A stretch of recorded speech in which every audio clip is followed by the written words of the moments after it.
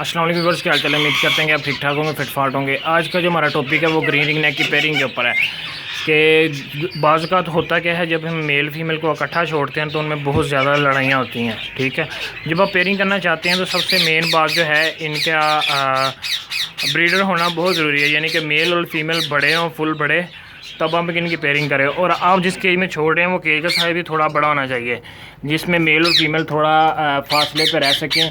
यानी अगर female male को मारती भी है तो मेल जो है वो इजीली फ्लाई करके अपनी बचत कर ले। ठीक है, तो उसके अलावा आपने छोड़ने किस मौसम में है, तो आपने अक्टूबर से नवंबर के महीने में इनको एक साथ छोड़ना है। तो फीमेल जो होती हैं वो हीट पे आ जाती हैं और वो पेयरिंग अच्छे से कर लेती हैं और बहुत जल्द उनकी पेयरिंग हो भी जाती है। दूसरा, अगर आपकी फ़ीमेल अपने मेल को बहुत ज़्यादा मार रही है तो आपने करना क्या है, उस मेल को निकाल के बाहर और दूसरे केज में उसको छोड़ देना है। केज उसके बहुत ज़्यादा पास रखना है जिसमें मेल को फ़ीमेल नज़र आए और फ़ीमेल को मेल नज़र आए। ठीक है, तो कुछ दिनों के बाद आपने दोबारा उनको छोड़ देना और उन पर नज़र रखनी है।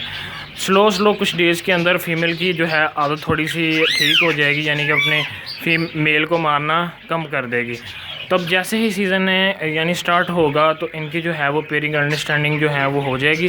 फिर आपने इनको नवंबर के अंदर बॉक्स लगा देना है। ठीक है, तो जैसे ही आप बॉक्स लगाएंगे और दोनों मेल और फीमेल उसको पकड़ लेंगे और अंदर आना जाना स्टार्ट कर देंगे। ठीक है, तो हमारे बहुत से दोस्तों के साथ ये इशू आता है और पूछते भी हैं कि यार ये फीमेल और मेल जो है वो बहुत ज़्यादा लड़ते हैं। तो आपको इन चीज़ों का ख्याल रखना होगा। एक तो केज आप जो है दे रहे हैं वो थोड़ा बड़ा हो केज हो, ठीक है, और उसके अलावा मेल फीमेल जो हैं वो बड़े हों। ठीक है, तब इनमें लड़ाइयाँ जो हैं वो कम होंगी और आपकी पेयरिंग जो है वो जल्दी हो जाएगी। दूसरा, आप कोशिश करेंगे जिस केज के अंदर इनकी पेयरिंग करना चाहते हैं उसमें सबसे पहले मेल को छोड़ें। ठीक है, जब उसमें वो तकरीबन 2 से 3 हफ्ते रह ले उसके बाद आपको चाहिए कि फ़ीमेल को उस केज के अंदर छोड़ें। ठीक है, इससे होगा क्या कि केज के अंदर जो यानी मलकियत होगी वो ज़्यादातर मेल की होगी। ठीक है, और फीमेल उस केज के अंदर नहीं होगी, तो इस वजह से वो इतनी ज़्यादा अग्रेसिव नहीं होगी मेल के साथ और मेल को नहीं मारेगी।